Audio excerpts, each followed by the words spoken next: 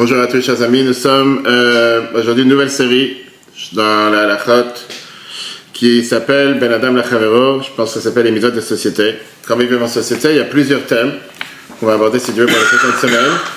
Et ça sera sur une Torah de vie. On a 6 cours dessus.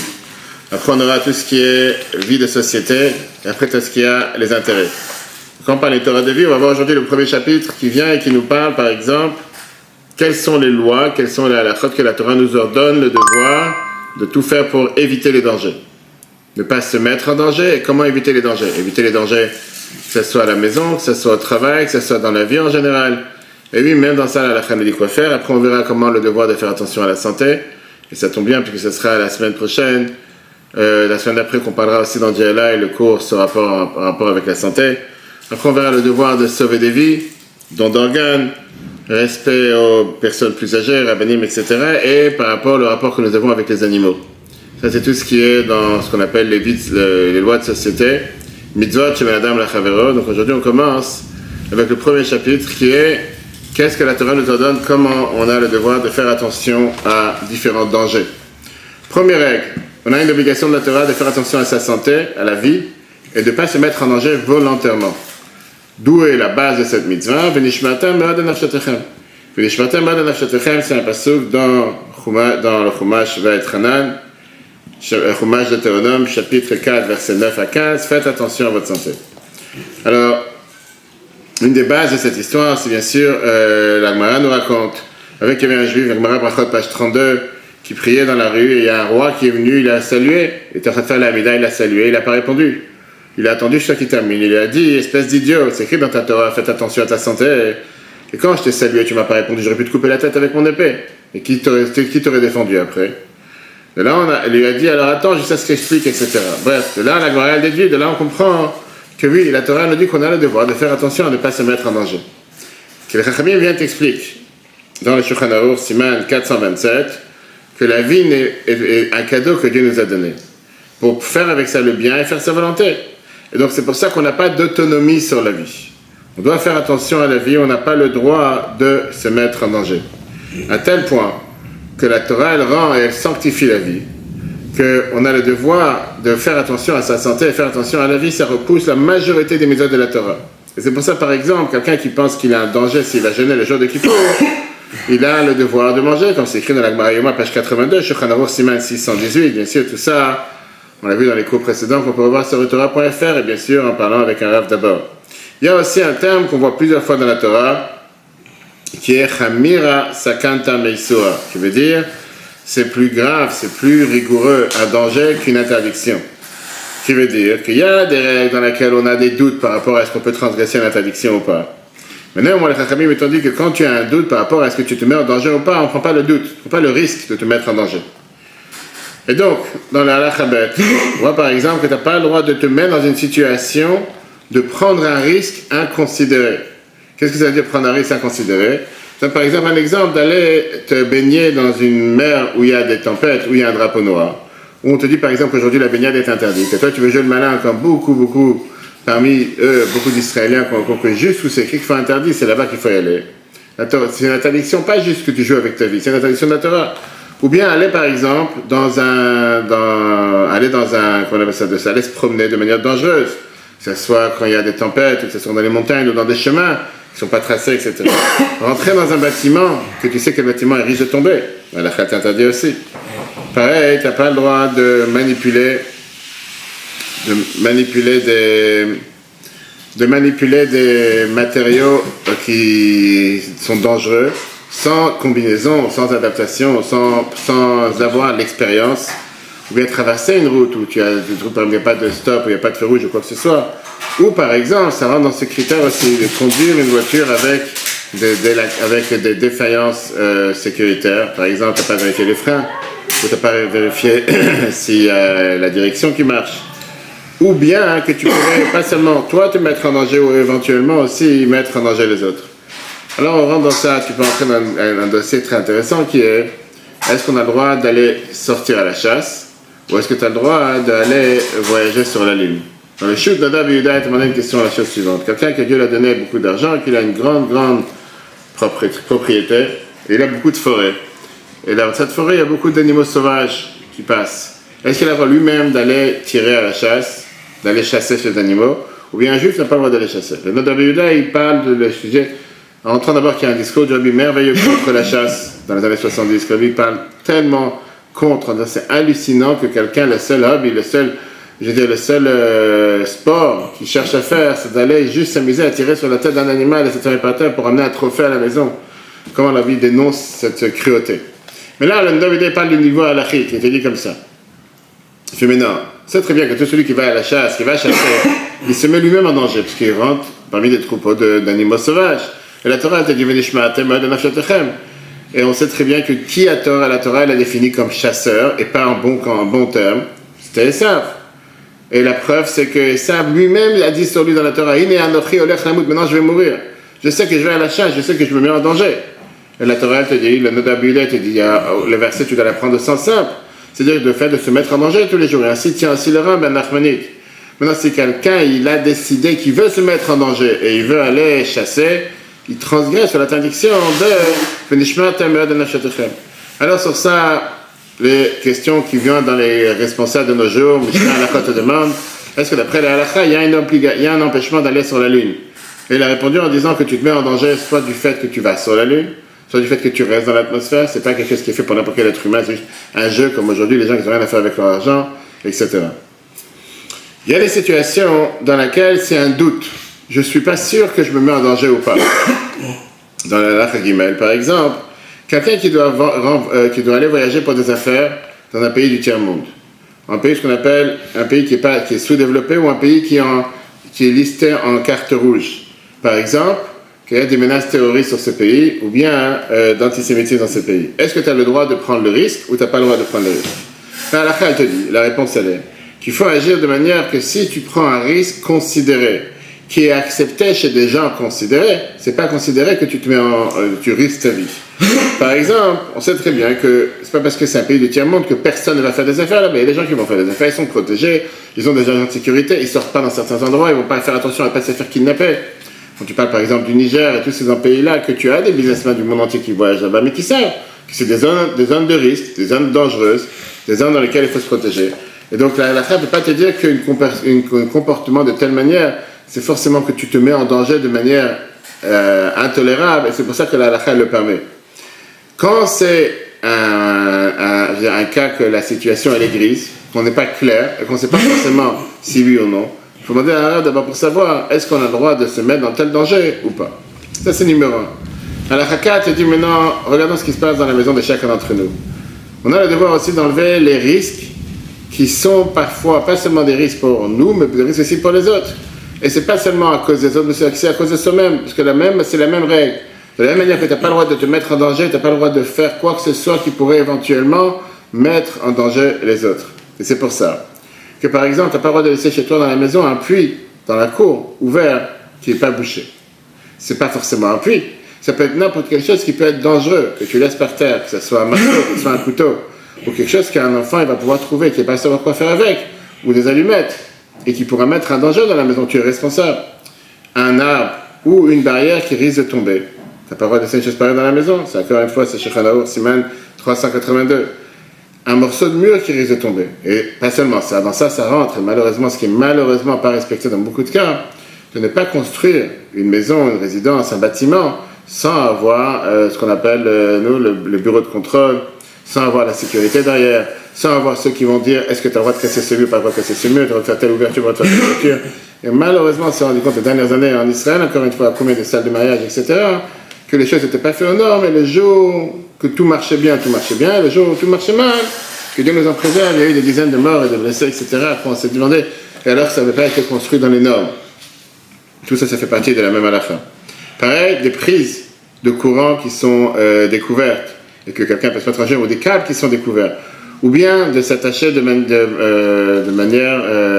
comme des papillons, de manière de se brancher à des branchements de gaz ou des branchements d'électricité non tolérés ou non permis. Pareil, c'est des choses qui peuvent mettre en danger, que Dieu nous en préserve, s'il y a de l'eau, pour tout ça qui rentre, etc. Si quelqu'un, il laisse les choses se faire, et il ne se protège pas, pas seulement qu'il transgresse sur la première interdiction qu'on a dit, qui veut dire se protéger, mais il transgresse la deuxième interdiction que la Torah te dit dans le verset, dans Ki Tetzeh, chapitre 22, verset 8, Velotasim, damim bebetecha, tu ne mettras pas du sang dans ta maison. Damim a deux sens. Damim, ça veut aussi dire le sens, la vie. Et l'intention, ça veut dire que tu as laissé chez toi des choses qui peuvent porter atteinte à la vie d'autrui. Et porter atteinte à la vie d'autrui, ça peut être aussi forcément de laisser des choses qu'un enfant ne peut pas faire attention et qu'à cause de ça, il peut mettre sa vie en danger. Même des choses qui, par exemple, ont, on va dire, des défaillances sécuritaires graves et qui peuvent mettre en danger, si tu vas les utiliser, tu as le devoir de faire attention. Tu peux dire, pour l'instant, je n'utilise pas. Mais si tu vas l'utiliser, c'est risqué, c'est un danger. Par exemple, tu n'as pas le droit de laisser à la maison une échelle avec des marches qui ne tiennent pas bien ou une échelle qui risque de tomber. Parce que toi, tu es au courant qu'il y a un problème, mais celui qui n'est pas au courant risque de passer et la prendre. Et lui, il va avoir un problème. Ou bien, d'avoir une voiture qui a un problème avec les freins, et que toi, tu es au courant qu'on va manipuler le problème, et que quelqu'un d'autre ne sera pas au courant. Parce que tu pourrais éventuellement faire en sorte que quelqu'un qui n'est pas au courant risque sa vie dedans. Dans ça, la halakha te dit, c'est le même critère, bloquer un trottoir. Que tu obliges les gens qui marchent sur le trottoir d'aller sur la route à cause de toi, et qu'ils n'ont pas d'endroit où aller à part le trottoir, et qui mettent leur vie en danger, même si la voiture en soi que tu as garée, c'est pas un danger, mais ça entraîne de manière indirecte mettre en danger la vie d'autrui. C'est ça aujourd'hui. Est-ce que parce que tout le monde fait, c'est pour ça qu'il faut le faire? Non. Mais c'est la halakha te dit que c'est... Je sais pas par rapport à ce que la halakha te dit. La halakha 7, par exemple, tu n'as pas le droit d'élever à la maison ou dans ta cour un chien enragé ou un chien dangereux, un chien d'attaque qui risque de mordre, ou même s'il va faire peur aux gens qui passent là-bas. Celui qui va avoir un tel chien, il devrait bien l'attacher, et il a le droit de le libérer seulement dans la cour et pas dans la maison, et seulement la nuit quand les gens ne passent pas. Et l'idée, elle n'est pas protégée, c'est des voleurs qui viennent. Tu ne mets pas un chien pour chez toi à la maison. Et oui, malheureusement, combien de fois on a vu, et on voit presque tous les semaines, tous les mois dans les nouvelles, avec des enfants qui sont faits morts par des chiens, des patrons qui sont faits morts ou tués par des chiens, etc. Alors les gens te demandent la question, mais il n'y a pas de danger de vie ici. Au pire, c'est juste faire peur. Et la réponse, elle est que faire peur peut parfois faire avorter une femme ou perdre un enfant quand elle est enceinte, dont le tien. La Gemara raconte cette histoire. La Gemara raconte cette histoire dans deux endroits. La Gemara Shabbat, page 63b, la Gemara Bava Kama, page 83.1. On l'a vu récemment avec le Daf Yomi qu'on apprend tous les jours. Cette femme qui est une fois venue pétrir du pain dans une des maisons, il y a le chien du patron qui l'a sauté sur elle, qui l'a aboyé. Elle a eu tellement peur qu'elle a perdu son enfant. Alors le patron du chien il lui a dit, n'aie pas peur, parce qu'on lui a enlevé ses dents qui mordent. Non, il risque pas de te mordre. Elle a dit, ce que tu as essayé de faire ne sert à rien, c'est comme si c'est des épines que tu as jetées entre des épines. En disant, l'enfant que j'avais, j'ai déjà perdu à cause de sa crainte et sa peur. Et de là, c'est la source, que même un chien qui ne mord pas, mais qui crie et qui fait peur, il est considéré comme mettre en danger la vie d'autrui. Et ça rentre dans les critères de ce qu'on vient de voir, Velotasim damim bebetecha, tu n'as pas le droit de laisser un danger chez toi à la maison. Alors maintenant, passons à ce qui se passe dans la rue. Dans la rue, parfois, tu as des poutres ou des poteaux d'électricité qui sont déchirés. Des fois, tu as une vieille voiture qui est juste garée et qui peut empêcher la circulation. Ce n'est pas ton devoir de t'occuper à enlever ce danger puisque ça appartient plus du domaine public. Mais si tu parles de quelque chose qui met en danger la vie de tout le monde et qu'il y a des chances que les gens qui passent à côté vont se mettre en danger, tout celui qui voit le danger, tu dois tout faire pour éviter ce danger. Ça rentre dans les critères de l'interdiction. L'autre mode, Aldam Recha, tu n'as pas le droit de voir comment parfois tes proches ou ton ami va être en danger et tu fais comme s'il n'était pas au courant. À la tête. À part le fait d'enlever les dangers qui peuvent mettre en danger la vie d'autrui, comme on vient de voir, il y a une mitzvah dans la Torah de tout faire pour mettre une barrière autour du toit de la maison. On va tout de suite voir que ce n'est pas seulement le toit, pour éviter une situation dans laquelle les gens pourraient tomber, se blesser, voire mourir. D'où on le sait, la Torah te dit, tu dois faire une barrière autour de ton toit. Alors, est-ce que de là j'apprends que je suis obligé d'avoir ce qu'on appelle des détecteurs de fumée ou d'avoir des extincteurs dans la maison? Ça rentre a priori dans les mêmes critères. La Torah te dit qu'il faut mettre une barrière. La barrière est différente de ce qu'on appelle enlever tout ce qui pourrait mettre une personne en danger. Qu'est-ce qui est un danger? C'est quelque chose qui rend une personne en danger. Une barrière, c'est plutôt quelque chose qui protège. Une barrière, c'est quoi? Une barrière, c'est pour empêcher le danger. Alors, la question, elle est, comme j'ai dit tout à l'heure, la question, elle est,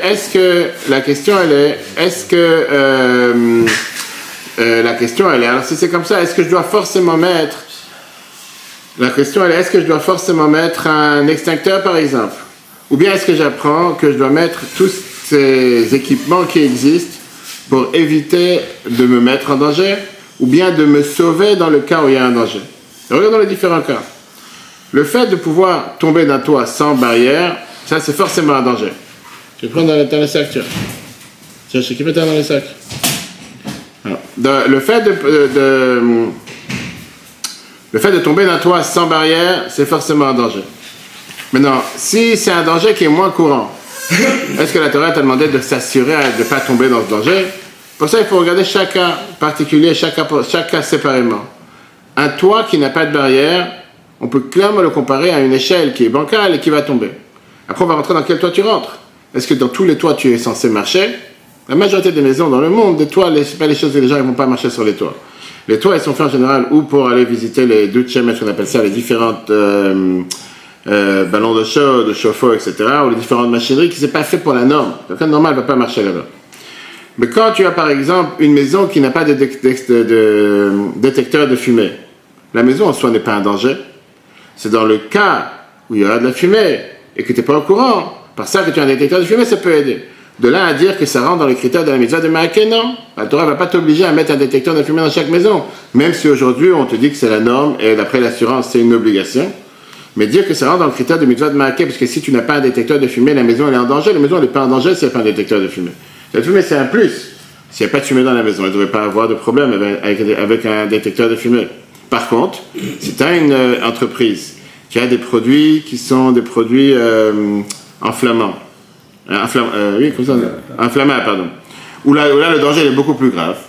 Et là, c'est comme si vraiment tu es assis sur un tonneau d'explosifs, et que si tu n'as pas de détecteur de fumée ou de détecteur de feu, là c'est dangereux, parce que tu sais que tu es avec des produits inflammables, que chaque pour un rien, tout peut s'enflammer. Là, ça rentre dans le critère de la Torah que tu dois mettre une protection, que tu dois mettre des détecteurs de feu, des détecteurs de fumée, pour se protéger. Deuxième cas, est-ce que tu dois mettre des barrières aux fenêtres? Et c'est un même problème qu'on a aujourd'hui, surtout avec les enfants, et surtout dans les appartements, et pas seulement dans les appartements, mais même dans les maisons. Ou est-ce que tu as le devoir de mettre des barrières, des barreaux aux fenêtres pour s'assurer que les enfants ne peuvent pas sortir par la fenêtre, ne peuvent pas tomber de la fenêtre? Ou bien tu vas dire que non. Et là, la Torah débat sur ça. La Torah vient te dire que tu as le devoir de mettre une barrière dans le cas où tu crains de pouvoir tomber. Là, c'est quoi la crainte? La crainte, c'est qu'un enfant, il monte sur la chaise, et que pour ça qu'il va grimper sur la chaise, il va pouvoir éventuellement escalader par la fenêtre. Est-ce que la fenêtre en soi est considérée un endroit dangereux? Non. Parce que quelqu'un doit faire attention à ses enfants qui ne grimpent pas. Mais la Torah n'a pas commencé à te dire que chaque fenêtre doit être totalement fermée, barricadée comme une prison, de peur qu'un enfant va monter. Ah, tu vas me dire, mais a priori, en général, les fenêtres ne sont pas jusqu'au parterre. Et c'est vrai que les fenêtres, en général, elles sont plus hautes que 80 cm. Et que ça, c'est la taille de la barrière que la Torah te demande. Que c'est quoi un maaké que la Torah te demande? La barrière, c'est de mettre 80 cm de protection. Donc si j'ai déjà 80 cm jusqu'à la fenêtre, pourquoi je vais mettre encore une barrière au-dessus de la fenêtre? Il y a déjà les 80 cm jusqu'à la fenêtre. Quoi, je m'inquiétais que demain, un enfant, il va prendre une chaise, il va se rapprocher de la fenêtre, il va monter sur une chaise, et de ça, c'est sans fin. Donc à ce moment-là, tu dois mettre une barrière à 2 mètres, 3 mètres, tu dois être totalement enfermé. Viens là, la Torah te dit, on ne peut pas comparer ça avec une échelle bancale. Que là, la Torah te dit clairement, tu n'as pas le droit d'avoir du sang chez toi à la maison.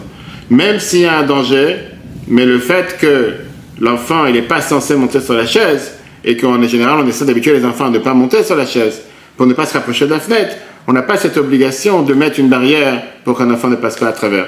De l'autre côté, quand tu as des maisons, et la majorité malheureusement des maisons où tu as des lits d'enfants, où tu as des chaises et des tables, on sait très bien que les enfants, ils aiment monter sur les chaises, ils aiment monter sur les tables. Et ça, c'est collé à la fenêtre. Et des lits qui sont collés à la fenêtre. Et comme je vois dans énormément de maisons, que ce soit des Velux ou quoi que ce soit, que pour un rien et pour un oui, un enfant peut très facilement ouvrir la fenêtre et passer à travers. Forcément, on a le devoir de fermer les fenêtres, pas seulement fermer la poignée, mais fermer avec une clé, comme on a aujourd'hui, ou bien mettre des élévateurs, ou bien mettre des clés à enlever la clé, ou bien mettre des volets, ou bien mettre des barrières de l'autre côté de la fenêtre, que si jamais un enfant il ouvre, il ne tombe pas. Et sinon, on est coupable. Pourquoi on est coupable? Parce qu'on n'a pas enlevé ce danger du fait que cet enfant il est monté, il a pu tomber. Donc ça rentre encore une fois dans le critère de ce qu'on vient de voir. Mais les poskim de l'halakha aujourd'hui te disent clairement que tout ce qu'on a parlé comme toit, c'est des toits qui sont utilisables. Qu'on a l'habitude de monter là-bas plusieurs fois, c'est pour faire des grillades, faire des barbecues, quoi que ce soit. Et que beaucoup de maisons, tu as aujourd'hui, qui utilisent les toits comme un endroit où on fait beaucoup de choses. Pas forcément un toit totalement fermé. Un toit que personne n'a accès là-bas, ou qu'on n'utilise pas. Comme la majorité des toits d'immeubles, par exemple, ou qu'on utilise ça juste pour mettre, comment on appelle ça, les climatiseurs ou bien les douches, c'est pas des choses qui sont faites pour fréquenter par des humains. On n'a pas le devoir de mettre là-bas une barrière. Mais tu vas à Cronet, c'est pas Brooklyn, tu vas dans beaucoup d'autres endroits, que beaucoup de toits en Israël aussi, qui sont utilisés pour faire des fêtes, pour faire des soirées, comme des terrasses. 100% qu'on doit faire, pas seulement qu'on doit faire une barrière, mais qu'on doit s'assurer que personne ne puisse tomber, que ce soit en montant ou en descendant, parce que même en montant, des fois, tu as des portes bizarres, c'est pas forcément des portes normales que quelqu'un peut avoir accès, et que parfois quelqu'un il est monté sur le toit, on fait toute une fête, et on a laissé le toit ouvert. Arrivons au problème qui se pose en Israël dans 90% des mariages que j'ai vus. Qu'aujourd'hui, les gens, ils ont la folie de faire des choupottes autour de piscines. Pourquoi? Non, pas. Comme ça. On pense que c'est très esthétique, c'est magnifique, c'est très beau, tout ce que tu veux.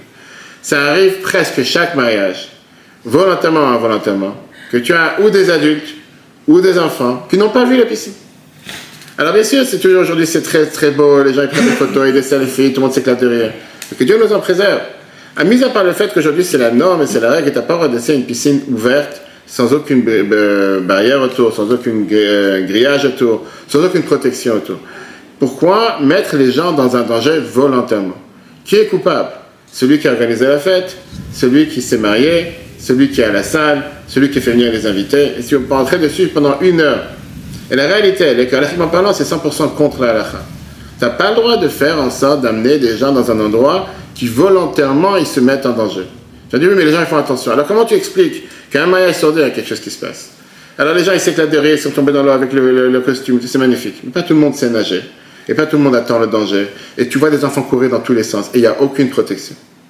Et halakhiquement parlant, c'est content. Ça, c'est le critère de ce qu'on vient de voir. Quand on te dit faire une barrière à ton toit, c'est pas seulement à ton toit. C'est faire une barrière dans n'importe quel danger dans lequel il se trouve. Voilà, chez toi, à la maison, tu as déjà une protection. Pourquoi dans ces lieux publics, il n'y a pas de protection? Je n'ai pas de réponse. Mais la halakha, elle est contre. Pareil, quand on dit par exemple avec une terrasse ou quand on parle d'un balcon, même pour un balcon d'une mitzvah par exemple, on doit aussi faire une protection. Et là, on rentre dans tout ce qui est construire des soukhotes. La même chose, tu as beaucoup de gens qui construisent des soukhotes dans le balcon, et que tout est beau et tout est rose, et qui ne pensent pas à la nation qui sont sur un balcon où il n'y a pas d'endroit où s'attraper. Et malheureusement, les dernières années, on a eu encore une fois combien de gens qui sont tombés en danger, qui sont tombés en train de construire une soukha, donc ils n'ont pas fait attention, qu'ils n'avaient pas sur quoi s'attraper. Et qu'encore une fois, si tu n'as pas une certaine protection, tu n'as pas mis une certaine barrière, un certain grillage, une certaine protection, tu mets la vie en danger, ta vie en danger, la vie en danger des autres. On retrouve maintenant dans le troisième détail qui est mettre des barrières dans les escaliers. Beaucoup de maisons ont des escaliers. Et des escaliers que des fois, c'est des tourbillons, on appelle ça, des tourbillons, comme ça s'appelle. Ou bien des escaliers qui sont très très étroits en haut et très larges en bas. Ou bien les escaliers, puisque c'est très esthétique avec du marbre et tout ce que tu veux, que quand tu descends, il n'y a aucune marche, il n'y a aucune barrière. Il n'y a aucune rampe. Et combien de fois ça arrive que des gens ils ratent les marches? Ils n'ont pas sur quoi s'attraper. Alors, mis à part le fait que les rampes ne sont pas seulement faites pour les handicapés, mais on parle des enfants. Combien de fois ça arrive que les enfants ils dégringolent des escaliers, qui tombent des escaliers, qui se fassent des bleus, et des fois des choses 1000 fois plus pires. Alors que la halakha te dit que ça devrait être protégé. Pas seulement être protégé, comme on dit, tiens, prouve d'avoir une maison, que tu as une barrière avant le début des escaliers, avant que les enfants puissent monter, mais sur les côtés. Et c'est hallucinant de voir que tu vas dans beaucoup de maisons avec des cases. Pas des escaliers en bois, ou je veux dire, avec la moquette, ou qu'on va dire que si quelqu'un il tombe ou une chute d'un enfant, c'est pas si grave. C'est du marbre, c'est de la pierre, et qu'il n'y a aucune protection, parce que c'est très esthétique, c'est magnifique. Et de ça, tu rentres dans l'autre critère, dans les mikvot, même chose. Aujourd'hui, on fait de plus en plus de mikvot très esthétiques. Et plus quelqu'un fait un mikvot esthétique aujourd'hui, l'idée c'est de faire des escaliers sans rampe. Et une des choses que la halakha elle est contre, c'est qu'encore une fois, pas tout le monde a cette confiance en soi de pouvoir descendre dans l'eau sans s'attraper à quoi que ce soit. Et certaines personnes ont besoin d'avoir cette certaine stabilité, cette certaine tranquillité. Est-ce que tu as le droit d'avoir un endroit où quelqu'un il va descendre, monter sans pouvoir avoir de rampe ou sans protection tout autour? Tout ça, ça rentre dans le même critère que la halakha vient, elle te dit, si tu as marqué le gagacha qui veut dire, alors oui, c'est vrai que dans le sifri c'est écrit En li el agag minayin le rabot sichim ou ma'arot haretzim ou neitzim. Le sifri te dit, puisque la Torah a employé le terme tu feras une protection à ton toit, je peux déduire que c'est seulement le toit et rien d'autre. D'où j'apprends que c'est toutes les autres choses, des grottes, des tunnels, des sillons, des fossés, tout ce que tu as dans la maison. Talmud lomar velotassim damim bebetecha. On fait de ça une règle générale. Alors il te dit pourquoi c'est écrit gag. Pourquoi la Torah a pris le mot toit et pas le reste? Elle aurait dû dire, fais une protection à tout.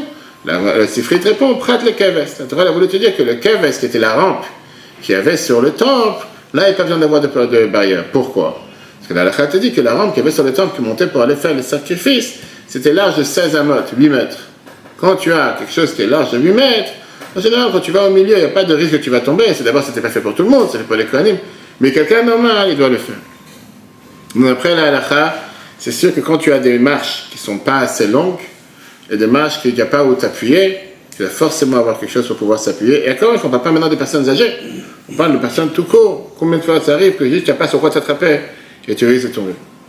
Quelle est la hauteur? On a dit la hauteur du maquet, la hauteur du grillage, ça doit être 80 cm. D'après la halakha, dit Tfachim, on dit 80-90 cm.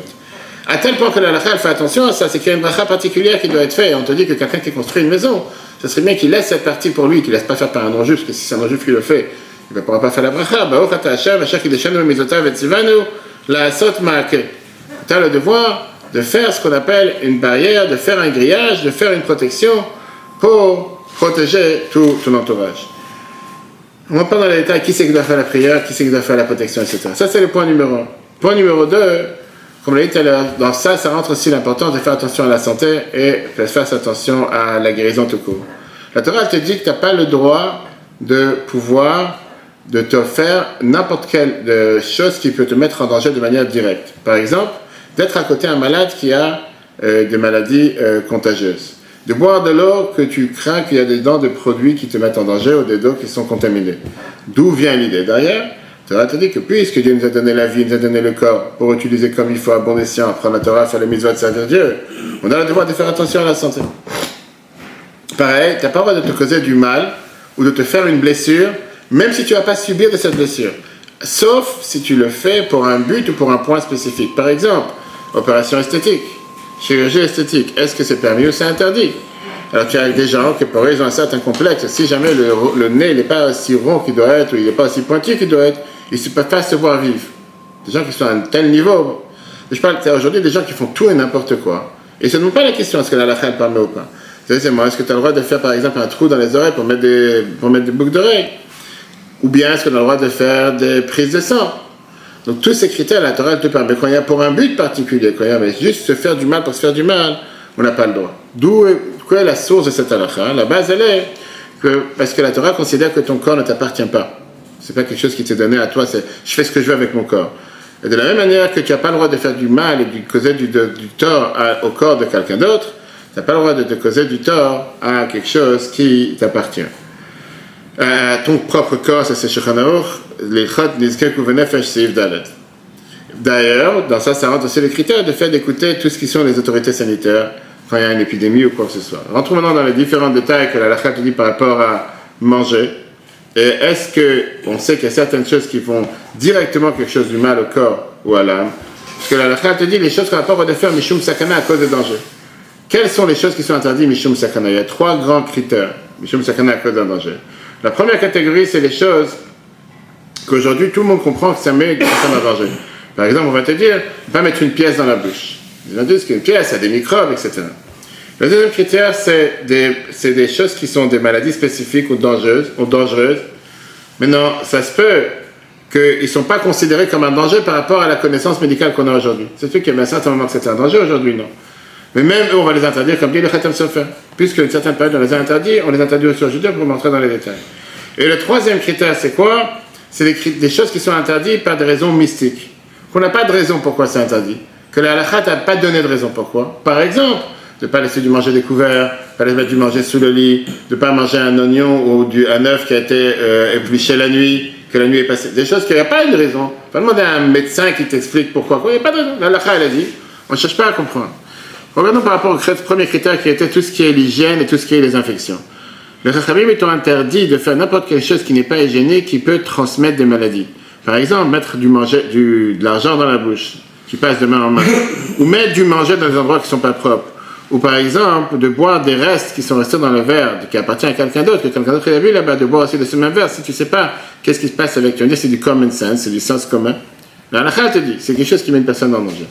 Deuxièmement, les Chachamim vous ont interdit de faire n'importe quelle chose qui peut t'amener à différentes maladies. Par exemple, on n'a pas le droit de manger du poisson et de la viande ensemble, ou bien un poisson qui a été cuit avec de la viande, marcher sur des pots d'œufs, pas d'explication. Pourquoi? Parce que ça peut t'amener à la lèpre. Je vais me dire, aujourd'hui, ça ne mène pas à la lèpre. C'est ce que la halakha dit. Pareil, Une des choses que le Shulchan Aruch te dit, par exemple, dès que tu travailles le matin, ne pas se lever directement d'un mouvement assis à directement debout en sautant d'un instant. Prendre quelques instants que toute la circulation reprend son rythme normal pour pouvoir passer d'un statut à l'autre. Pareil, les Chachmei n'étaient pas droit de faire n'importe quelle chose qui ont une influence mystique négative, qui pourrait te causer du tort matériellement ou spirituellement. On a dit par exemple la fameuse chose que la halakha répète sans arrêt, ne pas manger des oignons ou de l'ail cru qui ont été épluchés toute la nuit. Et comment on évite ce problème? Par ça que ou on n'épluche pas en entier, ou par ça qu'on mélange quelque chose d'autre à l'intérieur. Pas mis de salade ou quoi que ce soit. Si tu as mis du sel à l'intérieur ou quelque chose d'autre, tu n'as aucun problème.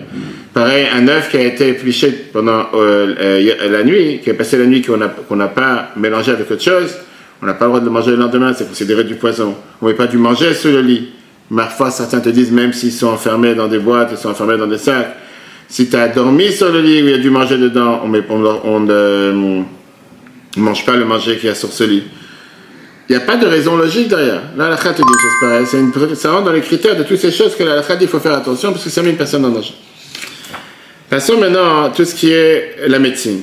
Dans le cas contraire, quelqu'un qui a été blessé et quelqu'un qui a une maladie, même une maladie spirituelle, on va dire psychique, pas forcément une maladie physique, il a le devoir d'aller voir un docteur et de faire ce que le docteur lui demande. Et contrairement à ce que les gens s'imaginent parfois, non, je priais au bon Dieu, c'est la médecine. Non, le même bon Dieu qui t'a demandé de prier, le même bon Dieu t'a demandé d'aller voir le docteur et de faire ce que le docteur te demande. Dans n'importe quel cas où il y a un danger de vie, ou une crainte que la situation peut amener quelqu'un à un danger de vie, la halakha te dit que tu dois faire le docteur, tu dois faire ce que le docteur te demande, même si ça veut dire prendre des médicaments non cachers, profaner Shabbat, faire tout ce qu'il y a pour sauver la vie d'une personne, ça passe avant toute la majorité des autres interdictions. Si la situation n'est pas si grave que ça, et la manière de guérir, ça demande de faire des choses qui pourraient éventuellement t'amener à faire une interdiction, ça serait bien de voir avec un rab pour demander quelle chose je peux faire ou je ne peux pas faire, par rapport en fonction de la gravité de la maladie par exemple, ou si ce n'est pas la gravité de la maladie, la gravité de ce qu'on appelle la gravité de la maladie ou la gravité de l'interdiction. On a l'habitude, par exemple, que quand on fait des réparations dans une maison, de jamais fermer un endroit qui était comme une fenêtre ou une porte ou une ouverture. Si, par exemple, on veut fermer une fenêtre ou fermer une porte, tu peux tout fermer, mais laisser un trou à la taille d'un tuyau. Différents critères qui sont dans la halakha parce que on considère que c'est des choses qui amènent quelqu'un en danger. Le Rabbi Rachab, il parlait de ça longuement, le Rabbi précédent, il parlait de ça aussi longuement. Pourquoi on ne croise pas les doigts? On peut rentrer comme ça dans les différents critères. Tu as tout un dossier dans le Shulchan Aruch, Ok, rentre maintenant par rapport à un docteur. Dans la Parashat Mishpatim qu'on va lire cette semaine prochaine, Parashat Mishpatim, on parle de Chovel Bachavero, que tout celui qui blesse son ami, la Torah te dit, Verapo Yerape, tu devras le guérir. Que le Chovel, celui qui a blessé son ami, de lui payer les frais de sa guérison. Viens les Chachamim dans la Gemara, Brachot, page 60, et de là on apprend la base, Mikan Shenitna Reshut la refait le repot.